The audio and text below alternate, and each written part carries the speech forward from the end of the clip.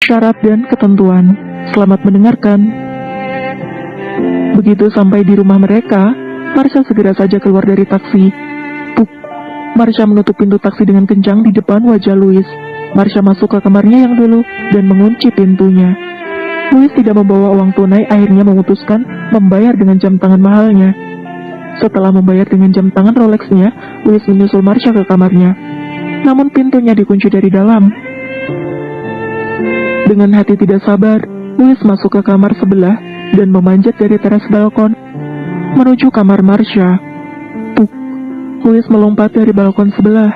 Louis membuka pintu kamar Marsha. Marsha nampak sedang merebahkan dirinya di ranjang. Marsha terkejut melihat Louis bisa ada di kamarnya dan masuk lewat pintu balkonnya. Pria ini benar-benar gigih, ucap Marsha seraya bangkit duduk di sisi ranjangnya. Apakah Nyonya Liu sudah melupakan statusnya?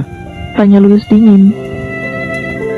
Bukankah setahun yang lalu kau yang telah memaksa aku untuk melupakan tentang status ini, dengan menginginkan aku mengandung anakmu dan wanita lain di rahimku? Tulis Marsha di notepad-nya. Anak telah hilang. Di saat itu juga aku telah melepas status Nyonya Muda Liu dari hatiku. Tulis Marsha lagi sambil menahan air matanya dan mengelus lembut perutnya. Marsha berdiri ingin meninggalkan Louis, namun Louis menghadangnya dan berlutut di depannya, seraya memeluk pinggang Marsha dan menempelkan kepalanya di perut Marsha. Maafkan aku karena telah merenggut nyawa bayi kita. Maafkan aku, ucap Louis dengan suara sendu menahan tangis.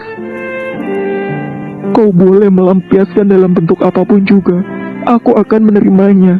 Kau boleh pukul aku sekuat dan sepuasmu, tapi jangan tinggalkan aku, pinta Louis. Aku membutuhkanmu, Marsha Zen, ucap Louis. Badan Marsha gemetar menahan tangis dan marah. Luka yang Louis berikan masih tertera jelas di hatinya. Louis merenggut bayinya demi memiliki bayi dengan Tanya waktu itu. Marsha merasa bersalah karena tidak bisa melindungi darah dagingnya sendiri. Karena inilah, dia tidak bisa dengan mudah memaafkan Louis. Marsha memapah tubuh Louis dan mengajaknya duduk di sofa. Marsha mulai menulis di notepad-nya. Louis, aku ini bukan propertimu yang kapan kau sudah tidak inginkan, kau buang. Lalu, ketika kau menginginkannya lagi, kau ambil kembali dan ingin menyimpannya. Tulis Marsha. Aku bukan patung kayu yang tidak memiliki ingin dan perasaan. Maafkan aku, jika masih belum bisa sepenuhnya memaafkanmu. Tulis Marsha jujur. Mata Louis nampak memerah. Air matanya hampir-hampir saja terjatuh. Tak apa, jika kau masih marah kepadaku, asal kau di sisiku tak mengapa. Pinta Louis seraya menggenggam tangan Marsha, lalu meletakkan tangan Marsha di pipinya.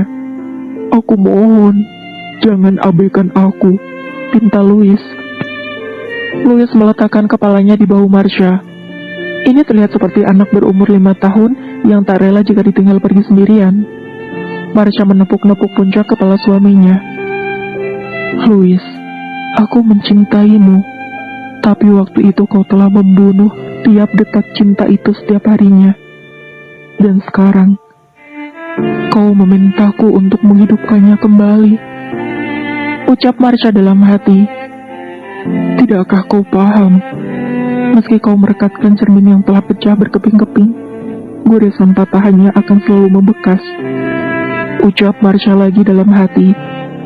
Merasakan ketenangan yang Marsha berikan di puncak kepalanya, Louis semakin mensusutkan dirinya di pelukan Marsha. Aku mencintaimu, Marsha Zen, ucap Louis dengan nada tulus penuh cinta. Mendengar Louis mengucapkan kata keramat tersebut, tangan Marsha yang sedang mengusap puncak kepala Louis terhenti. Louis menengadahkan kepalanya menatap Marsha dan mengulangi ucapannya. Iya, aku mencintaimu, Nyonya Liu, ucap Louis penuh tatapan cinta. Marsha melihat ke dalam kedua mata Louis seakan ingin menembus hati Louis untuk meraba apakah yang dia katakan tadi benar-benar serius. Louis tidak berkedip. dengan berani menatap mata Marsha karena memang Louis benar-benar mencintai Marsha. Marsha menghela napas panjang lalu mengambil notepad-nya. Baiklah, aku akan memberikan kesempatan kepada kita untuk memperbaiki hubungan ini, tulis Marsha di notepad-nya. Louis bangun dari pelukan Marsha dan memegang bahu Marsha. Apa kau serius? Tanya Louis dengan senang. Iya, namun dengan beberapa syarat dan ketentuan, tulis Marsha. Kau ini sedang ingin memperbaiki hubungan atau sedang membuat sayembara? Tanya Louis. Jika keberatan, ya sudah aku batalkan, jawab Marsha berbalik mengancam Louis kali ini. Baik, ikuti mau nyonya, jawab Louis terpaksa. Marsha berdiri bersiap pulang. Aku akan memberikan surat perjanjiannya esok. Sekarang aku harus kembali ke apartemenku, tulis Marsha. Kenapa kau harus pergi? Tanya Louis. Aku harus memikirkan ini semua dengan tenang, tulis Marsha. Jika kau ini ingin berjalan lancar, maka jangan menahan aku, tulis Marsha lagi. Baik, aku patuh, jawab Louis raya membelai lembut panjang hitam Marsha. Aku akan mengantarmu, ucap Louis. Tidak perlu, tulis Marsha. Ini sudah tengah malam, aku akan mengantarmu, ucap Louis memaksa. Apa kau ingin membatalkan kesepakatan ini? Tulis Marsha. Kau? Louis tidak bisa meneruskan kata-katanya. Dia sudah jauh berubah banyak, ucap Louis dalam hati. Baik, ikuti pengaturanmu saja, ucap Louis. Marsha kembali ke apartemennya dengan taksi. Sesampainya di apartemen, Marsha merasakan teramat lelah di hati dan tertidur di sofa sampai pagi. Marsha terbangun dan teringat tentang syarat ketentuan untuk Louis. Marsha segera mengambil tabletnya dan menuliskan perjanjian rekonsiliasi untuk hubungan mereka. Pasal pertama, kedua belah pihak harus menghargai, ingin dan pendapat satu sama lain. Pasal kedua, tidak boleh melarang kebebasan untuk berelasi dengan siapa saja. Pasal ketiga, tidak ada sentuhan fisik selama masa rekonsiliasi ini berlangsung. Pasal keempat, tidak tinggal dalam satu atap. Pasal kelima, diperbolehkan berinisiatif dalam kondisi tertentu untuk menutupi perjanjian ini dari pihak ketiga, jika dirasakan diperlukan. Pasal keenam, jika hal-hal yang telah diupayakan dalam kurun waktu 1 tahun namun tidak berhasil, maka kedua belah pihak harus rela saling melepaskan. Setelah mengetiknya, Marsha dengan segera mengirimkan email tersebut ke Louis. Lalu Marsha merapikan dirinya untuk pergi bekerja. Tidak membutuhkan waktu lebih dari 1 jam. Marsha menerima balasan dari Louis dengan beberapa revisi di pasal dan menambahkan sebuah pasal tambahan. Revisi pasal ketiga, sentuhan fisik berupa ciuman, berpelukan masih diperbolehkan. Revisi pasal keempat, tidak tinggal seatap, namun dalam waktu 1 minggu sekali, kedua belah pihak harus menginap di kediaman salah satu masing-masing, dan juga di rumah utama. Pasal tambahan, pasal ketujuh, dalam 1 minggu sekali, kedua belah pihak harus rutin meluangkan waktunya untuk melakukan kencan. Marsha membacanya dengan sambil berdesakan di dalam perjalanannya dengan kereta stasiun bawah tanah, dan langsung saja menjawab oke.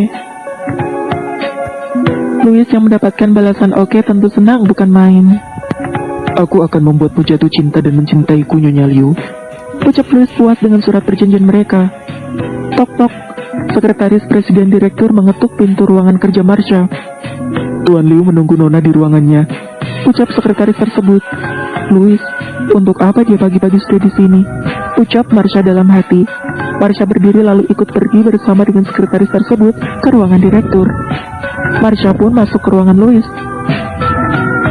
Terlihat, Louis duduk di sofa dan menyilangkan kakinya. Duduklah, perintah Louis seraya memberikan surat perjanjian yang telah ditandatanganinya dan dicap stempel yang hanya dimiliki oleh Louis. Setelah membaca dengan benar, Marsha mengernyitkan alisnya. Setelah dihitung-hitung, Marsha baru menyadari bahwa dalam 1 minggu ada waktu selama 4 hari untuk dihabiskan bersama dengan Louis. Karena sesak di kereta, aku pun jadi tidak berkonsentrasi membaca pasal yang diajukan Louis, pikir Marsha. Namun, kata oke sudah terucap. Mau tak mau, Marsha akhirnya menandatangani perjanjian tersebut. Nasi sudah menjadi bubur, ucap Marsha dalam hati lalu mengambil pena dan menandatanganinya. Bagus, aku akan mengirimkan salinannya kepadamu nanti, ucap Louis senang. Bersambung, terima kasih sudah mendengarkan.